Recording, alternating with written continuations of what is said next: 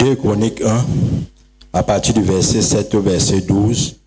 Pendant la nuit, Dieu apparut à Salomon et lui dit, « Demande ce que tu veux que je te donne. » Salomon répondit à Dieu, « Accorde-moi donc de la sagesse et de l'intelligence, afin que je sache me conduire à la tête de ce peuple. » Dans notre texte de base, nous avons vu comment est-ce que Salomon s'est adressé à Dieu. Il dit à l'Éternel, « Tu as traité mon père David avec beaucoup de bienveillance. » Et il implore la grâce de Dieu. Il dit, « Accorde-moi la sagesse et l'intelligence pour gérer le peuple, pour diriger et juger le peuple que tu m'as donné. » Bien-aimé dans le Seigneur, Salomon a demandé la sagesse et l'intelligence. Et nous avons déjà vu de par le passé que les clés de la richesse de Salomon, la toute première, c'était l'alliance avec Dieu. Alléluia. Salomon était un homme d'alliance. Il savait faire alliance avec Dieu. Et il savait que son père était aussi en alliance avec Dieu. Alors, il était établi sur une alliance forte avec l'Éternel. Numéro 2, nous avions dit que Salomon savait faire des sacrifices à Dieu. Et avant que Dieu ne lui parle, il avait immolé 1000 holocaustes sur un autel à Gabaon. C'est cette même nuit que Dieu s'est présenté à Salomon pour lui dire, « Salomon, que veux-tu que je fasse pour toi ?» Bien-aimé dans le Seigneur, il y a des sacrifices qui touchent le cœur de Dieu et qui poussent le Seigneur à parler. Ces deux clés, si on commence à les appliquer, on verra que notre vie va commencer à être prospère. Dis à ton voisin, fais alliance avec Dieu. Alléluia. Et fais souvent des sacrifices à Dieu. Nous avons dit que le sacrifice, ce n'est pas seulement l'argent. Ça peut être le temps que tu mets à son service. Ça peut être un service que tu rends dans l'église. Peu importe. Mais il faut que nous comprenions que tout disciple doit passer une vie dans le sacrifice. Troisièmement, Salomon, nous avons dit au niveau 3 qu'il avait un cœur de serviteur. Mon frère, ma soeur. La troisième clé de la richesse de Salomon, c'était son cœur. Il avait un cœur de serviteur. Il dit, ne me donne pas la richesse, l'argent, l'or, ne me donne pas la mort de mes ennemis. Il ne souhaitait pas toutes ces choses. Ce que Salomon voulait, c'était de servir. Mon frère, ma soeur, quand tu es animé par le désir de servir, Dieu te donnera l'abondance au nom de Jésus-Christ. Parce que tu veux recevoir des choses, mais pour servir les autres, pour le mettre au service des autres. Même l'argent que tu recevras, mets-le au service de l'Église, mets-le au service des frères et sœurs en Christ, mets-le au service de ceux qui souffrent, et Dieu te bénira toujours au nom de Jésus. La quatrième clé que nous allons voir aujourd'hui, c'est la sagesse et l'intelligence de Salomon. Bien-aimé, Salomon a demandé à Dieu sagesse et intelligence. Et parce que cette demande a plu à l'Éternel, il lui a dit, en plus de ce que tu as demandé, je te donnerai or, argent, richesse et gloire comme aucun roi n'en a jamais eu sur la terre et n'en aura après toi. Mon frère, ma soeur, Salomon n'a pas demandé la richesse. Salomon n'a pas demandé la mort de ses ennemis. Salomon n'a pas demandé l'or et l'argent. Pose la question à ton voisin, si Dieu t'apparaît ce soir, qu'est-ce que tu vas lui demander? Touche ton voisin, pose-lui la question. Si cette nuit l'Éternel t'apparaît, je suis sûr que certains auront une longue liste, une dangereuse liste à donner. Papa, je veux le travail. Papa, je veux voyager. Seigneur, donne-moi l'argent pour cette année. Seigneur, je veux construire ma maison. Frère, c'est sûr que nous avons tellement de besoins. Pose la question encore à celui qui est à côté de toi. Si Dieu vient ce soir te demander, qu'est-ce que tu veux? Dis-moi ce que tu veux, je vais te l'accorder. Tu peux lui demander tout, il va te l'accorder. Je suis convaincu que certains allaient avoir beaucoup de requêtes. Papa, donne-moi la santé. Papa, vraiment, ma femme est au chômage, trouve-lui du travail. Seigneur, j'ai besoin de trouver une entreprise. Donne-moi la capacité, effectivement. Oui, tue même tous les sorciers de mon village. Je suis sûr que beaucoup ici auraient eu des demandes terribles. Alléluia. Mais bien aimé, la clé qui active la richesse et qui appelle la richesse dans la vie d'un homme, Salomon la connaissait, c'était de demander à Dieu sagesse et intelligence. Parce que lorsque tu as la sagesse et que tu as l'intelligence, tu peux avoir or et argent. Beaucoup de personnes même peuvent demander de l'argent à Dieu. Mais le Seigneur te donne de l'argent, tu n'arrives même pas à le gérer. Je peux te donner 10 millions maintenant. Tiens, commence une affaire. Après 1 an, tu es totalement ruiné. Alors, bien-aimé dans le Seigneur, ce que Salomon demandait à Dieu était très profond.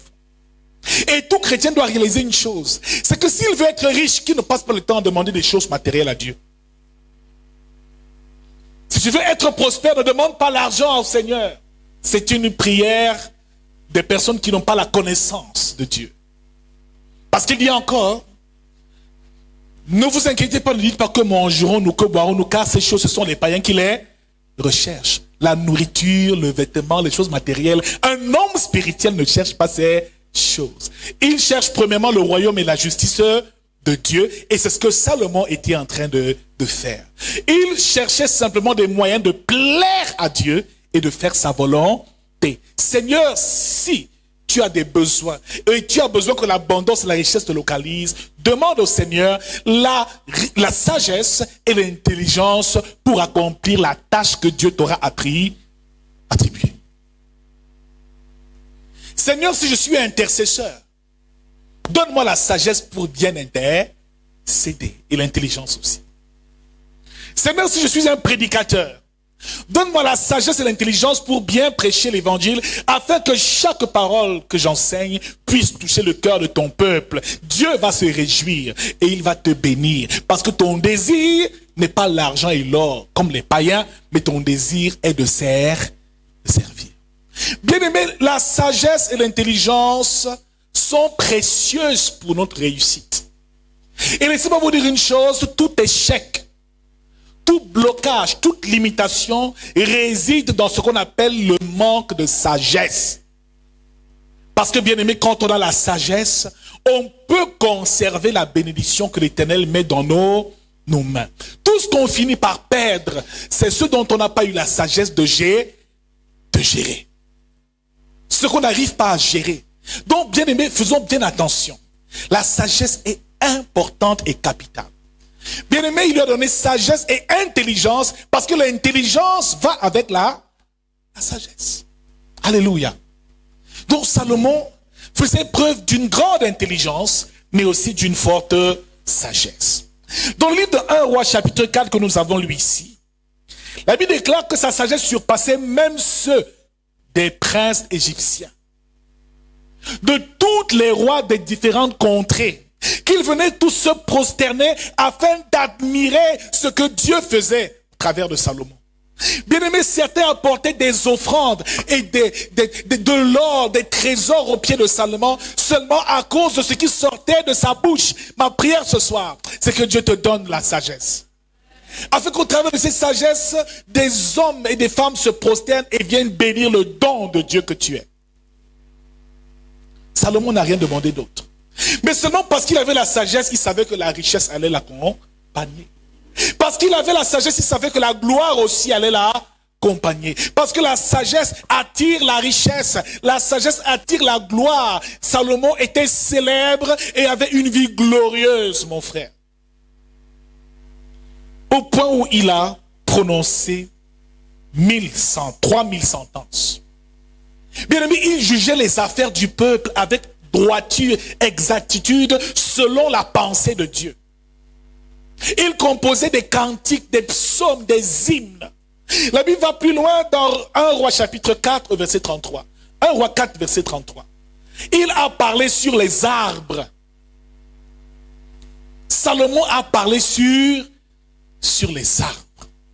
Depuis le cèdre du Liban jusqu'à l'hysope qui sort de la muraille. Donc il a parlé sur les arbres. Et voyez-vous une chose. La personne qui a nommé les arbres, c'était Adam. Mais Adam n'avait jamais parlé sur les arbres. Salomon a parlé non seulement sur les arbres, mais sur les animaux, sur tout ce qui existe. Salomon avait la sagesse des arbres et même des plantes. Il a su décortiquer quel est le rôle et la fonction de chaque plante. Adam n'a fait que les nommer, mais Salomon a eu la sagesse d'expliquer à quoi ces plantes allaient servir. Donc tout ce que nous faisons comme médecine aujourd'hui découle de la sagesse du roi Salomon. Il a expliqué et parlé sur les animaux. Cela veut dire que même la science, il la connaissait parfaitement. Comment le cœur fonctionne, comment le rythme cardiaque fonctionne, comment le cerveau humain fonctionne. Il a parlé sur les reptiles, il a parlé sur les poissons même, il a parlé. Frère, Salomon avait une sagesse telle qu'il parlait sur toutes choses. Il expliquait aisément des choses qui semblaient impossibles aux hommes. Mon frère, ma soeur, ma prière ce soir, c'est qu'on obtienne la sagesse au nom de Jésus. Il venait des gens de tous les peuples pour entendre la sagesse de Salomon. Je veux que les gens viennent te voir pour entendre ta sagesse. Dans le domaine où Dieu t'appelle, que tu atteins un niveau où le Seigneur te comble et te bénisse avec la sagesse, parce qu'il n'y a que Dieu pour accorder une telle sagesse à un homme. Mon frère, avant toute chose, ne demande pas richesse à Dieu, ne demande pas l'or à Dieu, ne demande pas l'argent à Dieu. Dis, Seigneur, donne-moi sagesse et intelligence pour bien gérer tes affaires. Et tu verras que Dieu, son cœur sera réjoui et il va t'ouvrir les portes. Mon frère, ma sœur, dans 1 Roi chapitre 10, la reine de Séba de l'Éthiopie est venue à la rencontre de Salomon avec des présents. Elle est venue avec des énigmes pour parler à Salomon et pour coincer Salomon. Mais chacune des énigmes de son pays, Salomon a pu répondre à chaque énigme. Au point où elle s'est prosternée. Elle dit, ta sagesse dépasse encore ce que moi j'avais entendu. Elle voyait comment Salomon était sage. Il gérait la cité. Il avait des sacrificateurs, des fonctionnaires. Donc même la politique que nous avons, le gouvernement qui est établi, c'est Salomon qui l'a établi. La gestion de la cité. Il savait parfaitement comment gérer les choses et organiser la société. Salomon était sage. Ma prière, c'est que quelqu'un reçoive le don de la sagesse. Que ce soit on reçoive un esprit de sagesse qui va bouleverser nos vies et qui va être la solution aux problèmes d'une multitude dans le corps de Christ au nom de Jésus-Christ. Bien-aimé, Salomon a demandé la sagesse. Alléluia.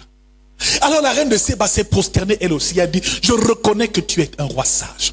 Elle venait d'Éthiopie, d'une contrée lointaine. Mais elle est venue célébrer la grâce qu'il y avait dans la vie du roi Salomon, la reine de Séba. La Bible déclare qu'elle a offert des présents à Salomon. Mon frère, il était déjà riche, mais elle a ajouté encore. Alléluia. Amen. Quand tu as la sagesse, les gens ajouteront encore à ce que tu as déjà. Et après qu'il a été, lui aussi, il a béni cette femme et elle est rentrée chez elle. Elle allait témoigner et dire ce qu'elle a rencontré. Mon frère, ma prière, c'est que les gens parlent de toi et témoignent de cette grande sagesse dont que Dieu t'a donné. Alors, il est important, avant d'entrer profondément dans ce que c'est que la sagesse, de comprendre l'origine de la sagesse. D'où est-ce qu'elle vient, la sagesse? C'est très important à comprendre. Et le livre de Proverbes chapitre 2 au verset 8 nous parle effectivement et nous fait les éloges de la sagesse. Proverbes chapitre 8 à partir du verset 22 nous dit: l'Éternel m'a créé la première de ses œuvres avant ses œuvres les plus anciennes. J'ai été établi depuis l'éternité, dès le commencement, avant l'origine de la terre. Donc, Proverbes chapitre 2, verset 22, nous fait comprendre, Proverbes chapitre 8, autant pour moi, verset 22, nous fait comprendre que la sagesse a été créée la première. Que la sagesse était là à la création. Lorsque Dieu créa les cieux et la terre, la sagesse l'assistait. Ça nous rappelle un texte de Jean chapitre 1. Au commencement était la parole. La parole était avec, la parole était Dieu. Bien aimé, il est important de réaliser une chose. C'est que la véritable sagesse, c'est qui? C'est Jésus. C'est lui le seul qui était à la création avec Dieu. Alléluia. Mais quand Dieu créa les plantes, bien aimé, il créa la terre. Il créa les oiseaux du ciel. Il parla à la terre pour que la verdure soit. Il parla à l'eau pour que l'eau produise des poissons. Mais quand il parla à l'homme, il dit, faisons l'eau à notre image. Il s'est parlé à lui, à lui-même. Il dit, faisons. Parce que Christ était à ses côtés depuis le départ. Donc la sagesse est ancienne. La sagesse, c'est même l'esprit de Dieu, l'esprit qui a agi au moment de la création. La sagesse est divine. Alléluia. La sagesse, c'est Jésus-Christ. Amen. En hébreu, le terme Chokma, H-O-K-M-A, veut dire sagesse. Il peut aussi être défini comme étant Shachema, chachema en hébreu, et en grec, sophia. Et vous voyez que les termes, comme la philosophie, on dit philosophia, la philosophie c'est la connaissance effectivement de la sagesse. Sophia, c'est la sagesse. Bien-aimé dans le Seigneur, qu'est-ce que c'est donc, au regard des Saintes Écritures, la sagesse? La sagesse, c'est la qualité de quelqu'un qui fait preuve d'un jugement droit, qui est averti dans ses décisions et dans ses actions. Un homme sage juge toutes choses avec le regard de Dieu, avec la pensée de Dieu. Chaque situation qu'il voit, il peut juger cette situation au regard, avec le regard et les yeux et la pensée même de Dieu. Bien-aimé, la sagesse, c'est donc cette capacité de juger. Cette capacité qu'on a de discerner. Cette capacité qu'on a de voir avec les yeux de Dieu chaque situation par laquelle on peut passer. Mon frère, ma soeur, celui qui est sage sait discerner. Il connaît la pensée de Dieu par rapport à chaque chose, à chaque situation, et il ne peut donc pas être berné par l'ennemi. Mon frère, ma soeur, c'est une capacité. C'est une connaissance inspirée des choses humaines et même spirituelles. Une connaissance inspirée des choses humaines et même divines et spirituelles. Bien-aimé, la sagesse est une habileté aussi. Est une habileté à faire réussir une entreprise. Bien-aimé dans le Seigneur, Proverbe 16, verset 16 nous dit: combien acquérir la sagesse vaut mieux que l'or? Combien acquérir l'intelligence est préférable à l'argent? Bien-aimé, la première chose et le premier avantage de la sagesse, c'est que la sagesse nous permet d'avoir une bonne gestion des ressources que Dieu met à notre disposition. La sagesse nous permet d'avoir une bonne gestion des ressources que Dieu met à notre disposition. Mon frère, ma soeur, tout ce que tu n'arriveras pas à gérer, tu finiras par le perdre. Toute chose que tu n'arriveras pas à gérer, nous finirons par la perdre. La sagesse agit dans le mariage. La sagesse agit dans la vie des femmes. Car la Bible nous déclare aussi que la femme sage bâtit sa maison, mais la femme sotte la renverse de ses mains. Cela veut dire que la femme qui est sage bâtit, construit.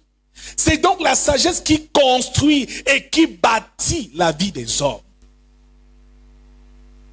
Bien-aimé dans le Seigneur, si ton mariage ne va pas, cela veut dire que tu as manqué de sagesse dans la gestion de ce mariage. Si tu fais des affaires et tu ne prospères pas, cela veut dire que tu as manqué la sagesse pour gérer tes activités. Toute souffrance, tout problème, toute limite est liée à ce qu'on appelle le manque de sagesse. Quand tu commences à avoir des problèmes dans tes relations avec les hommes et les femmes, des personnes de ton entourage, cela veut dire qu'il te manque quoi? La sagesse pour gérer tes relations. Donc tout est une question de sagesse. Si on est sage, on saura comment parler aux gens. Quand on est sage, on sait comment se prosterner devant Dieu. Et la Bible déclare que la crainte de l'Éternel est le commencement de la sagesse. Un homme qui ne craint pas Dieu ne fait pas preuve de sagesse. La sagesse commence d'abord par la crainte de l'Éternel. Quelqu'un de sage sait accepter les critiques, sait accepter les reproches parce qu'il apprend des reproches que les gens peuvent lui faire. Il ne discute pas tout le temps. Quelqu'un de sage sait s'humilier quand il faut et sait servir quand il faut. Mon frère, la sagesse est indispensable. Beaucoup n'arrivent pas à prospérer dans leurs finances parce qu'ils n'ont pas la sagesse pour gérer leur propre argent. Bien-aimé, la Bible nous dit que si tu es fidèle dans les moindres choses, Dieu t'en donnera les plus grandes. Mon frère, si tu n'as pas la sagesse de gérer la petite chose que Dieu te donne, il ne te donnera jamais plus. Alléluia. Tu habites un petit studio que tu n'arrives pas à gérer. Ta maison est toujours désordonnée. Sens dessus, dessous. Tu n'arrives même pas à faire le ménage, tout est sale. Il y a de la crasse partout, mais quand tu pries, Seigneur, donne-moi une villa, donne-moi un grand appartement. Bien-aimé dans le Seigneur, Dieu n'exauce pas nos prières. Il exauce effectivement la capacité que nous avons à gérer ce qu'il va nous donner. Il ne t'exauce que dès l'instant où il ressent qu'en toi, tu as la capacité de gérer la bénédiction que toi-même tu désires. Bien-aimé, on obtient la sagesse souvent par les épreuves par lesquelles on passe. Parce que dans chaque épreuve, il y a souvent une leçon. Les épreuves sont ce qu'on appelle l'école de la sagesse. Mais malheureusement, beaucoup n'apprennent pas de leurs erreurs. Beaucoup n'apprennent pas de leurs épreuves. Ils tombent et ils retombent, ils tombent, ils retombent, tant qu'ils ne retiennent pas la leçon. Et voyez-vous, beaucoup de personnes vivent ces problèmes à répétition parce qu'ils ne retiennent pas la leçon. La sagesse est quelque chose de primordial et de très important. Alors les échecs, la pauvreté, la limitation sont liés à une chose, le manque de sagesse. C'est la raison pour laquelle, avant de demander une chose à l'Éternel, demande d'abord la sagesse pour la gérer. Demande avant le travail d'abord la sagesse de gérer le travail qu'il mettra dans tes mains. Si tu demandes au Seigneur un mari ou du mariage, dis-lui Seigneur, donne-moi le mariage et la sagesse qui va avec. Parce que sans la sagesse, tu ne pourras jamais être une femme soumise et obéissante dans un foyer. Ton mariage ne prospérera jamais. Tu veux bâtir une entreprise. Seigneur, bénis-moi et donne-moi les ressources. Mais n'oublie pas de dire avant toute chose, donne-moi d'abord la sagesse pour pouvoir gérer cela. Et voyez-vous, Joseph a reçu l'invitation de Dieu. Comme quoi il sera un grand gouverneur et que sa famille va se prosterner devant lui. Mais Joseph n'était pas encore assez sage. Durant chacune des épreuves qu'il a traversées, Dieu a communiqué et a transmis à Joseph la sagesse. Ses frères l'ont vendu. C'était un enseignement pour lui. Joseph, qui était bavard, qui venait rapporter à son père tout ce que ses frères faisaient, a fermé sa bouche à l'instant où ils l'ont vendu aux marchands ismaélites. Ce jour-là, Joseph ne s'est pas plaint. Il a appris des souffrances et des épreuves. Par la suite, il va chez Potiphar comme esclave. Sa femme l'accuse de l'avoir violé, mais il n'ouvre même pas la bouche. Dis avec moi l'école de la sagesse. C'est aussi les épreuves par lesquelles nous passons. Bien-aimés dans le Seigneur, souvent il est important de souvent tenir compte de cela. Nous apprenons de nos erreurs et cela nous rend plus sages. Bien-aimés dans le Seigneur, sachons aussi apprendre même des erreurs des autres. N'apprenons pas seulement de nos erreurs, mais aussi des erreurs des autres. Depuis que tu es dans cette maison, tu as eu tes 14 ans, tes 15 ans, tu as vu comment ta mère a souffert parce qu'elle vous a accouché hors mariage. Tu vois tes sœurs aînées qui accouchent dans la maison hors mariage, comment la vie est difficile. Et toi, tu décides de prendre le risque d'aller coucher avec des hommes. Alléluia. Donc la souffrance de ta mère, de tes sœurs à la maison ne t'enseigne pas. Beaucoup veulent d'abord être brûlés avant de s'assagir. Alléluia. Dis avec moi l'école de la sagesse. C'est aussi l'école de la souffrance. L'école des épreuves. Donc la sagesse t'apprendra à gérer ce que Dieu mettra entre tes mains. Mon frère, ma soeur, quel que soit ce que tu veux obtenir du Seigneur, si tu n'as pas assez de sagesse pour gérer ce qu'il te donne, cela va même te détruire. Donc si tu n'as pas encore l'argent que tu souhaites, sache que tu n'as pas encore eu la sagesse qui va avec. Si tu veux être millionnaire, demande à Dieu la sagesse pour gérer beaucoup de millions. Parce que certains, si on leur donne ne serait-ce que 10 millions maintenant, on va les perdre. Donc Dieu t'aime trop, il ne veut pas te perdre. Il te laisse dans ta petite pauvreté, parce qu'il sait qu'au moins dans la pauvreté, tu viendras tous les vendredis pour l'ado, et tous les dimanches pour le célébrer. Il y a des personnes qui sont tellement orgueilleuses. elles n'ont encore rien. Donne-lui un petit travail. C'est grave. On ne va plus respirer. Donc demande à Dieu d'abord la capacité de gérer. C'est quand il ressent que tu as cette capacité-là qu'il peut te bénir avec un mari, par exemple. Tu veux te marier.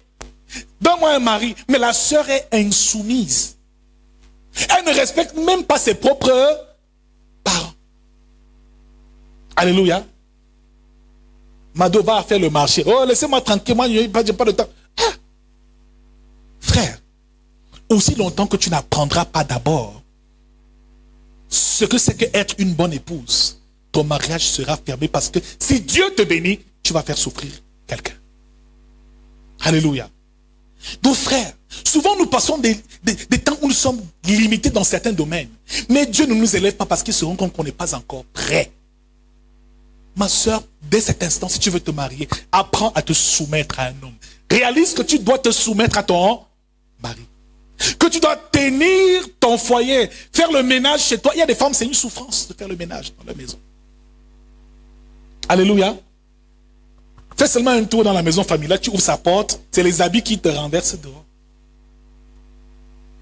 J'ai vu dans certaines familles des filles, la fille était tellement sale, on peut le dire comme ça, que sa mère, le jour où le fiancé est venu de rendre visite, sa mère a pris ses seaux.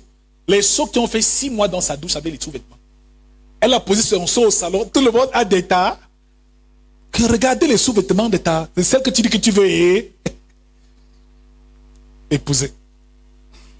Amen. Dis-moi si c'était sérieux alors que la maman l'a fait. Parce qu'elle voit que ce garçon-là, il semble très sérieux. Il est en train d'entrer dans un trou. Amen. Elle lui dit, papa, elle joue à la belle, à la grande dans cette maison. Mon copain arrive, mon fiancé arrive, pardon, elle fait elle se lave, elle se parfume et tout et tout. Elle ferme la porte comme ça, les habits veulent s'écrouler de la porte. Elle bloque. Parce que si elle ouvre la porte de sa chambre, tous les habits vont sortir. Alors elle reçoit son fiancé avec un beau parfum. Elle achète le jus et tout ça. Mais elle dit, attends, je vais t'avoir. Elle dit maintenant, allez dans ses toilettes, prenez le seau qui a déjà fait 6 mois, avec plein de sous-vêtements. Avec des animaux, de l'océan, des requins, des cadavres de je sais pas, qui sont sortis. Le salon a été infesté par toute une forêt, des animaux de la forêt. Son fiancé a détalé. Il était avec son ami, son collaborateur. Il dit, c'est pas possible, ce que cette maman-là nous a montré. Il lui a demandé, chérie, vraiment, c'était vraiment tes sous-vêtements. Elle avait honte. Il dit, attends, je vais encore réfléchir. Parfois, Dieu ne nous bénit pas parce que ce qu'on demande, on n'est pas capable de le gérer. On n'a pas les aptitudes pour produire et donner le meilleur de nous-mêmes. Alléluia. Et rien de même pour le ministère. Tu ne peux pas gérer 100 personnes, mais tu veux une église de 1000 membres. Non. D'abord, les 10 personnes que tu as, gère et organise bien l'église et le culte. Et tu verras que Dieu verra que tu pourras aller à une étape encore supérieure. Alléluia. Deuxième avantage de la sagesse nous octroie la réussite et le succès dans nos entreprises. Salomon était impressionnant et réussissait dans tout ce qu'il accomplissait. Parce qu'il était sage. Quelqu'un de sage voit le danger de loin. Alléluia. Troisième avantage de la sagesse permet d'avoir une bonne relation avec Dieu et avec les hommes. Hiram, le roi de Tyr, était un bon ami du roi David. Et il est devenu aussi un bon ami du roi Salomon. Salomon est l'un des seuls rois en Israël qui n'a pas fait de guerre. Il s'entendait avec tout le monde parce qu'il savait gérer ses relations. Il savait faire des échanges avec d'autres peuples. Il savait collaborer, avoir des relations d'affaires avec les uns et les autres. Et bien aimé, il n'y a jamais eu de guerre durant le règne de Salomon. C'est un homme qui savait éviter les conflits. Alors si tu es une femme ou un homme qui se chamaille toujours avec les autres, cela veut dire que tu manques de sagesse. Alléluia. Parce que quelqu'un de sage réfléchit avant d'ouvrir sa bouche. Quelqu'un de sage sait gérer ses émotions.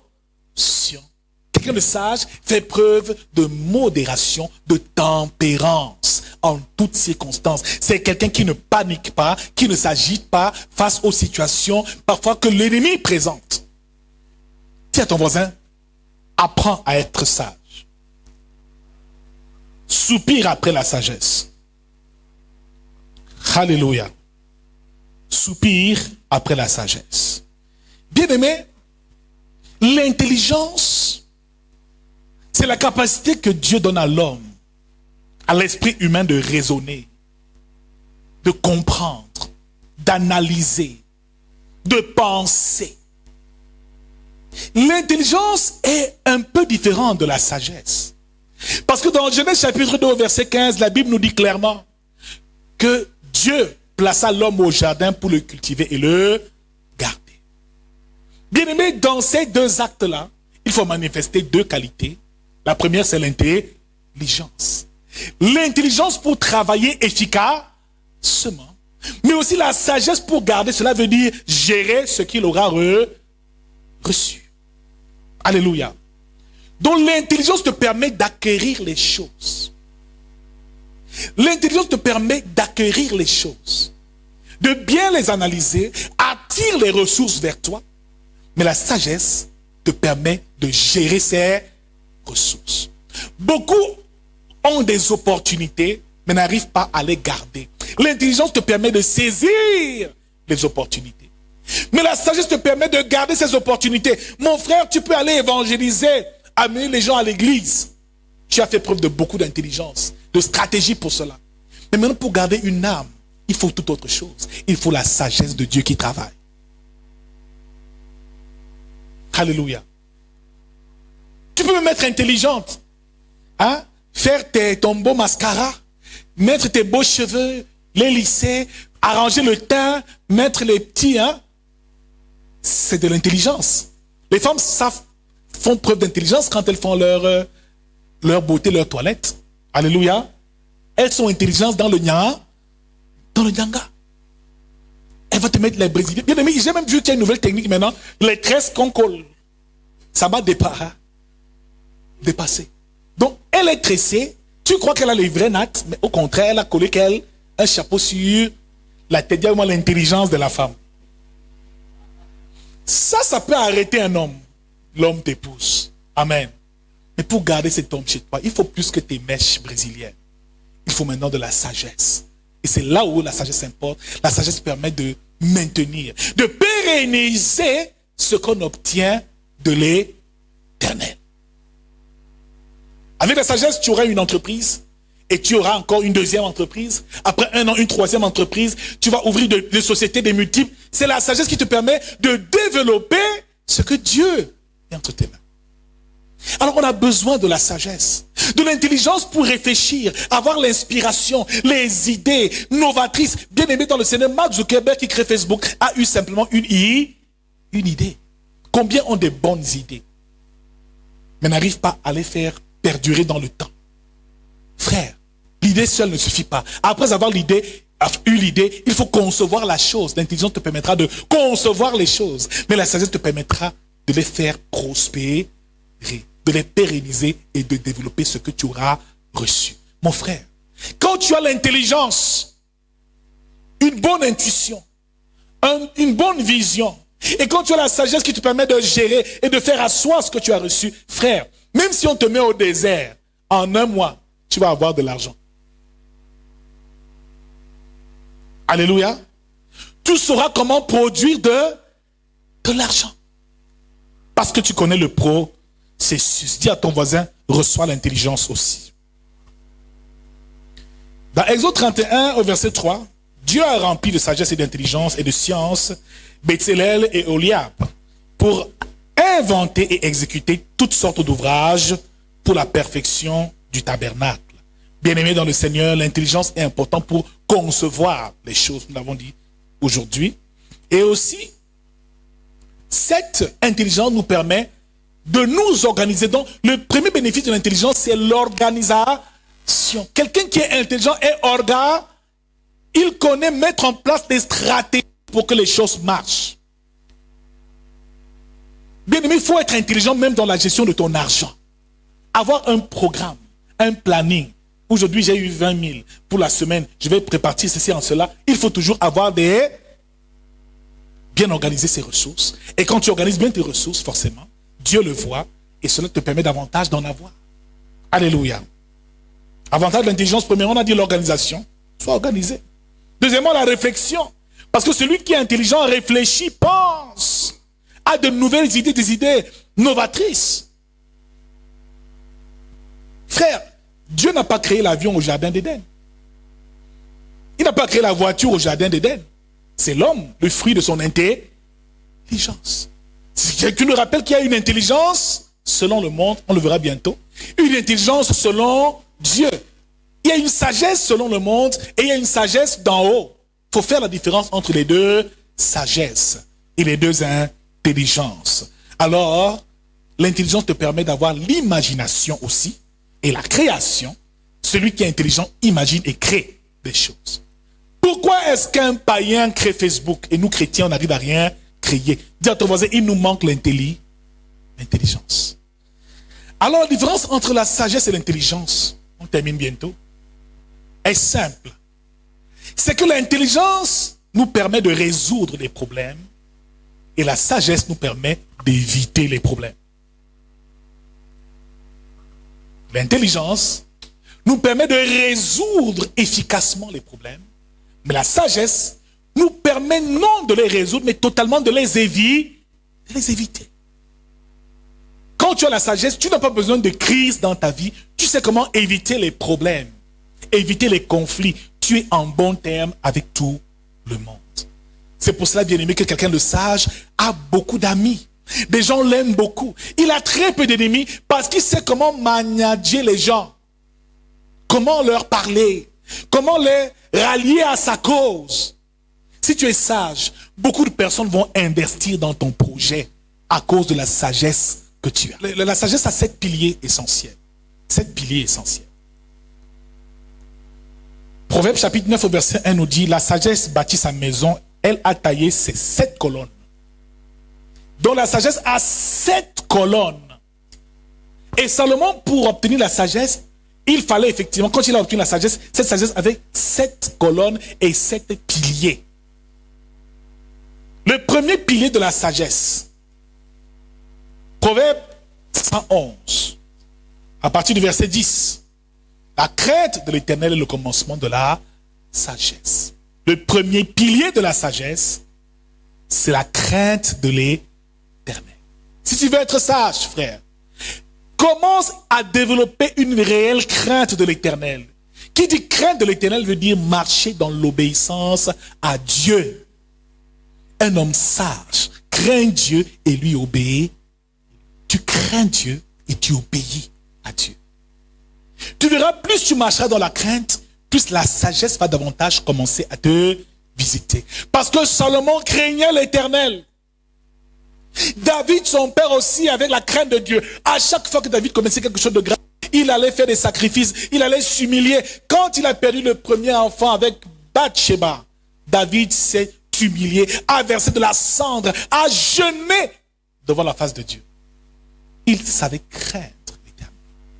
Mais de nos jours, la crainte est partie. On fait n'importe quoi, on vit n'importe comment, mais on veut avoir la sagesse, ce n'est pas possible. Alléluia. La sagesse va avec la crainte de Dieu. La crainte de Dieu. Dites-vous, crains Dieu. Marche dans l'obéissance. Le deuxième pilier de la sagesse, que tu vas noter, c'est qu'il faut apprendre à se prosterner, à s'humilier devant la face de Dieu.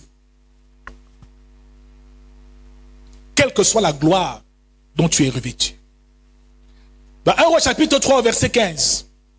Lorsque Salomon a reçu la grâce et la visitation de Dieu qui lui donne sagesse et intelligence, la première chose que Salomon va faire, c'est qu'il va devant l'arche de l'alliance et il va se prosterner. Mon frère, celui qui est sage a toujours les genoux au sol. Il sait toujours se prosterner, reconnaître que tout ce qu'il a, tout ce qu'il possède émane de Dieu, mais pas de lui. Ce n'est pas par sa sagesse et son intelligence qu'il a obtenu quoi que ce soit. C'est le deuxième pilier. Un homme qui sait s'humilier devant Dieu, qui sait se prosterner devant Dieu, frère, sera toujours sage au nom de Jésus-Christ. Alléluia. Amen. On a vu deux piliers. Maintenant, on va voir comment acquérir la sagesse. Une autre clé pour comment l'acquérir. Une ou deux clés. Et on reviendra le reste par la suite. Comment faire donc pour acquérir cette sagesse? Qu'est-ce que la Bible nous dit? Amen. Comment faire, bien aimé, pour acquérir la sagesse? C'est très important. On a beau parler, on a beau lire la parole, mais il faut qu'on découvre les clés qui nous révèlent comment faire pour la saisir. La première clé pour saisir la sagesse, le premier préalable, c'est numéro 1, de ne pas s'appuyer sur sa propre sagesse. Aussi longtemps tu seras sage à tes propres yeux, aussi longtemps la sagesse divine ne pourra jamais te visiter. Proverbe 3, verset 5 nous dit: confie-toi en l'Éternel de tout ton cœur et ne t'appuie pas sur ta sagesse. Ne t'appuie jamais sur ta sagesse, mon frère.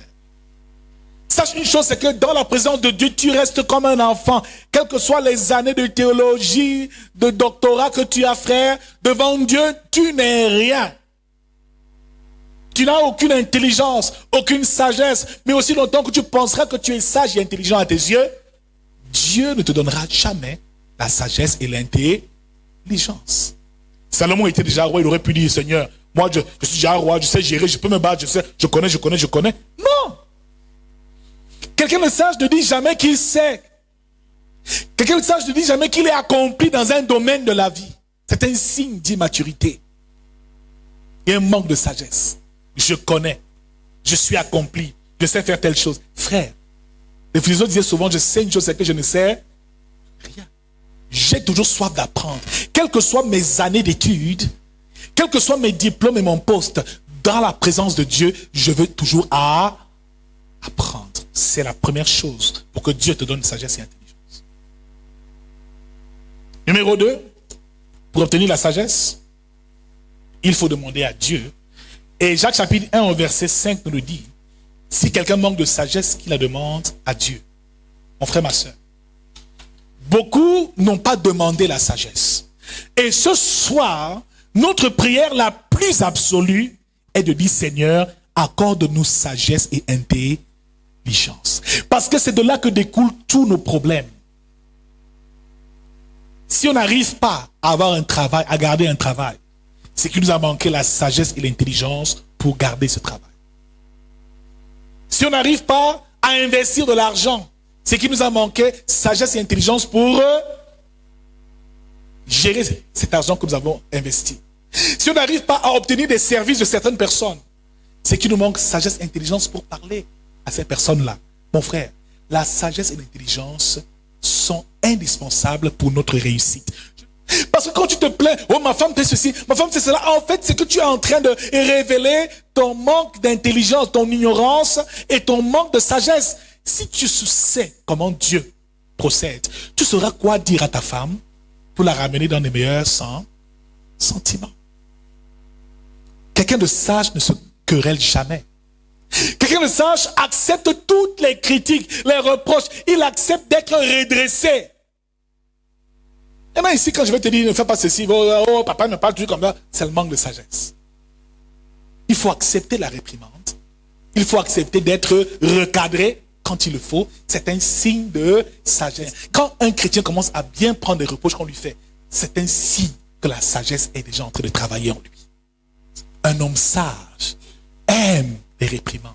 Un homme sage aime qu'on lui dise ce qui ne va pas pour qu'il puisse s'améliorer. C'est ça la sagesse que Dieu nous enseigne. On verra plus tard que pour obtenir la sagesse, il faut être enseigné auprès des sages. On le verra les prochaines fois. C'est la raison pour laquelle Jésus était au temple de Jérusalem. Après la Pâque, ses parents sont partis. Jésus est resté assis aux pieds des sages, des pharisiens, et parlait avec eux. Mon frère, si tu veux être sage, marche avec des gens sages, pas avec des idiots. La sagesse est contagieuse.